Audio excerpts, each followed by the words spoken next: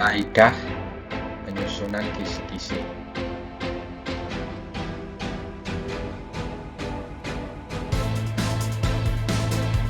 Pengertian kisi-kisi. Kisi-kisi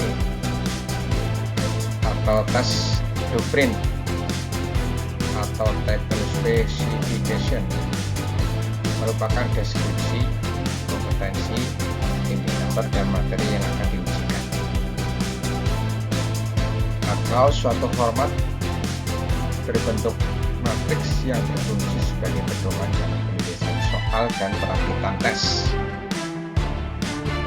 Dengan adanya kisi-kisi dapat dihasilkan soal yang sama, paralel dari segi kedalaman dan cakupan.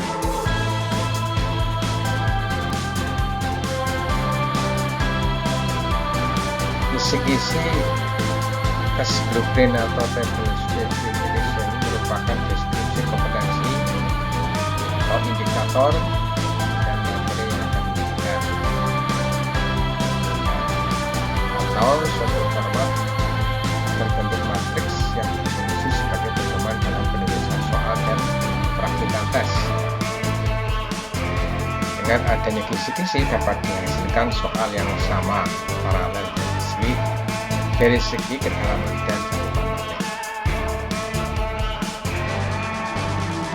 Suatu format berbentuk matriks berisi informasi yang dapat dijadikan pedoman untuk menulis atau merakit soal.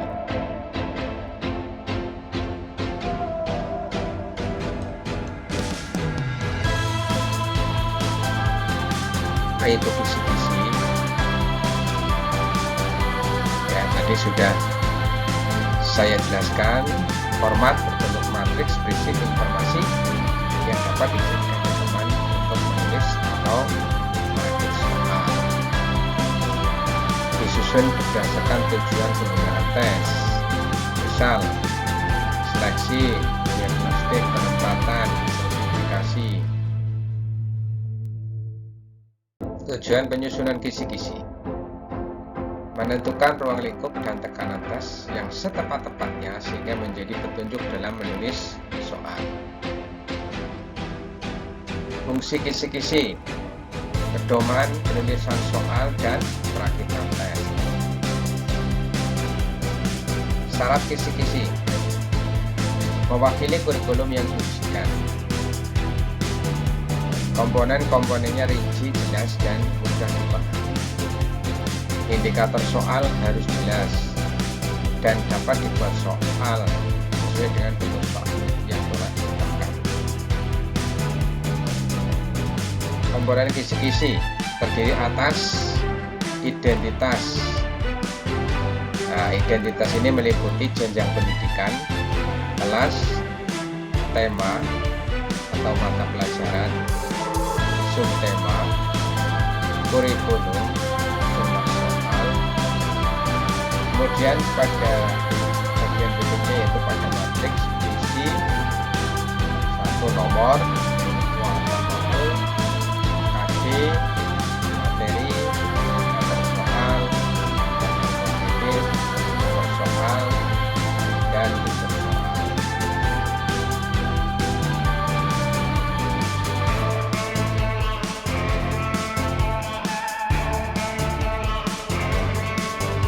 Komponen kisi-kisi.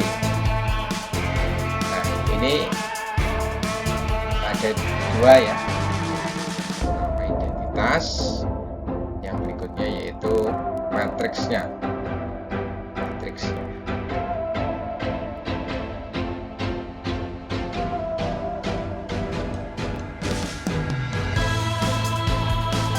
Diagram proses penjabaran KD menjadi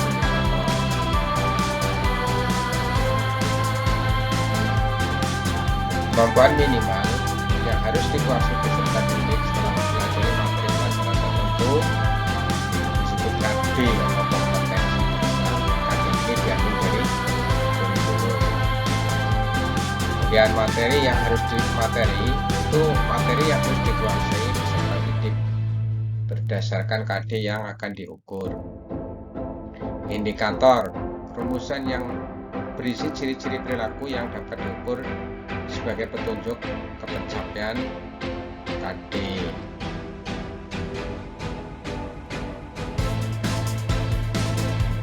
Langkah penyusunan kisi-kisi. Menentukan KD yang akan diukur. KD merupakan kemampuan yang harus dikuasai peserta didik. 2. Memilih materi esensial yang representatif. Kriteria materi esensial, materi yang sudah dipelajari sebelumnya, penting dan harus dikuasai siswa. Sering diperlukan untuk mempelajari mata pelajaran lain, berkesinambungan, memiliki nilai terapan tinggi dalam kehidupan sehari-hari. Merumuskan KD yang mengacu pada indikator. Pada indikator tergambar kompetensi yang akan dicapai dalam pembelajaran. Kriteria perumusan indikator.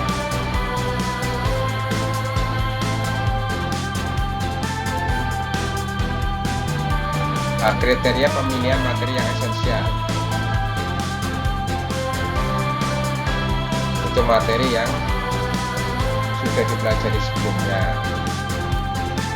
tahu penting, harus dikuasai peserta didik. Sering diperlukan untuk mempelajari mata pelajaran ini. Berkesinambungan pada semua jenjang kelas. Memiliki nilai terapan tinggi dalam kehidupan sehari-hari. Indikator. Indikator dijadikan acuan dalam membuat soal. Di dalam indikator tergambar level kognitif yang harus dicapai dalam kompetensi dasar. Kriteria perumusan indikator. Memuat ciri-ciri KD yang akan diukur. Membuat kata kerja operasional yang dapat diukur. Satu kata kerja operasional untuk soal pilihan satu atau lebih dari kata kerja operasional untuk soal berkaitan dengan materi atau konsep ini. Dapat dibuat soalnya sesuai dengan bentuk soal yang telah ditetapkan. Syarat kisi-kisi yang baik. Mewakili isi kurikulum atau kompetensi. Komponen-komponennya rinci, jelas, dan mudah dipahami. Dapat dibuat soal sesuai dengan indikator dan bentuk soal yang ditetapkan. Kompetensi dasar. Kompetensi dasar adalah kemampuan minimal yang harus dikuasai peserta didik setelah mempelajari materi pelajaran tertentu sesuai dengan kurikulum yang digunakan oleh satuan pendidikan. Dari KD tersebut diidentifikasi materi yang akan diujikan dan dirumuskan indikator soalnya. Dalam pembuatan soal, pendidik memilih materi esensial. Aspek UKRK. Pemilihan materi dalam penyusunan kisi-kisi hendaknya memperhatikan 4 aspek sebagai berikut. Yaitu urgensi. Secara teoritis, materi yang akan diujikan mutlak harus dikuasai peserta didik. Kontinuitas. Materi yang dipilih merupakan materi lanjutan atau pendalaman materi dari yang sebelumnya telah dipelajari dalam jurusan yang sama maupun yang relevansi. Materi yang dipilih sangat diperlukan untuk mempelajari atau memahami bidang. Keterpakaian. Materi memiliki daya terap dan nilai guna yang tinggi dalam kehidupan sehari-hari. Syarat indikator yang baik. Memuat ciri-ciri kompetensi dasar yang akan diukur. Memuat kata kerja operasional yang akan diukur. Berkaitan dengan materi atau materi yang dipilih. Dapat dibuat soal. Penggunaan stimulus. Terdapat 2 cara dalam perumusan indikator soal, yaitu menggunakan stimulus dan tanpa stimulus. Stimulus dapat berupa wacana, ilustrasi, tabel, grafik, diagram, hasil, dan gambar. Satu stimulus dapat digunakan untuk pembuatan soal. Bentuk pilihan ganda menggunakan satu kata kerja operasional, dan bentuk soal uraian menggunakan satu atau lebih kata kerja operasional. contoh stimulus. Disajikan permasalahan konteks dunia nyata yang berkaitan dengan sistem persamaan linear tiga variabel, peserta didik dapat menentukan model matematika dari permasalahan tersebut. Berikut yang tidak pakai stimulus. Peserta didik dapat menentukan model matematika permasalahan konteks dunia nyata yang berkaitan dengan sistem persamaan linear tiga variabel. Ini kalau dianalisis unsur ABCD, audience, behavior, condition, dan degree. Yang berwarna merah itu condition atau stimulus. Disajikan permasalahan konteks dunia nyata yang berkaitan dengan sistem persamaan linear tiga variabel itu merupakan stimulus atau condition. Kemudian peserta didik itu sebagai audiens dan dapat menentukan model matematika dari permasalahan tersebut, perilaku yang behavior. Contoh kartu kisi-kisi.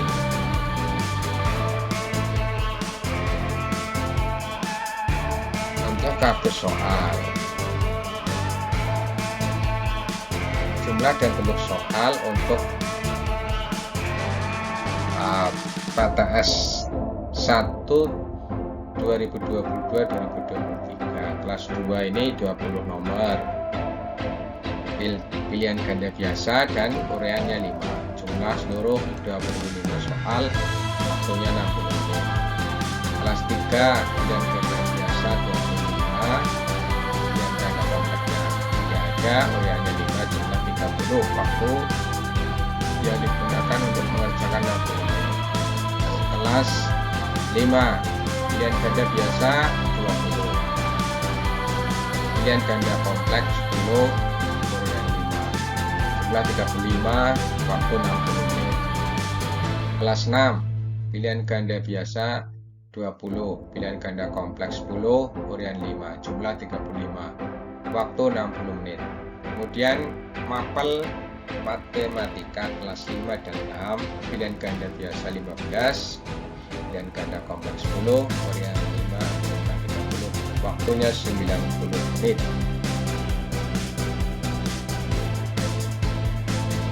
Pemetaan KD dan sebaran soal. Ini penting dibuat ya sebelum membuat kisi-kisi ataupun membuat soal. Contoh soal pilihan ganda biasa. Ini optionnya ABCD ya. Jadi ada rubrik pilihan ganda biasa besar Romawi 1.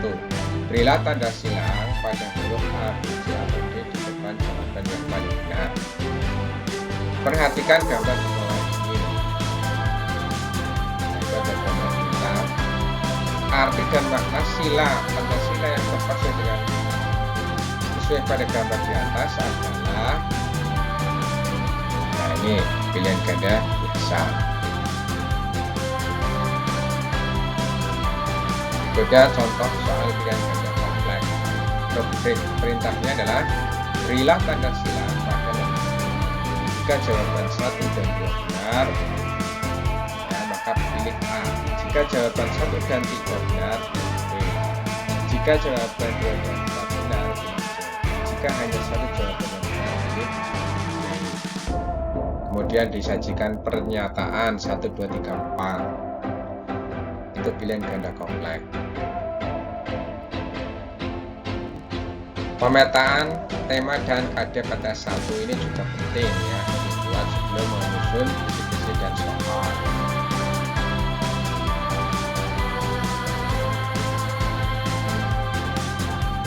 Nah ini identitas kisi-kisi ya, kisi-kisi penyusunan soal penilaian tengah semester 1 tahun 2022-2023. Nah ini identitas dan ini matriks kisi-kisi.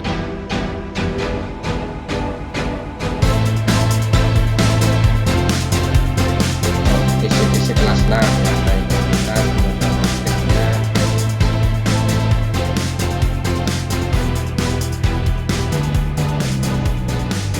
Demikian video pembelajaran pada hari ini dan mudah-mudahan ada manfaatnya. Assalamualaikum warahmatullahi wabarakatuh.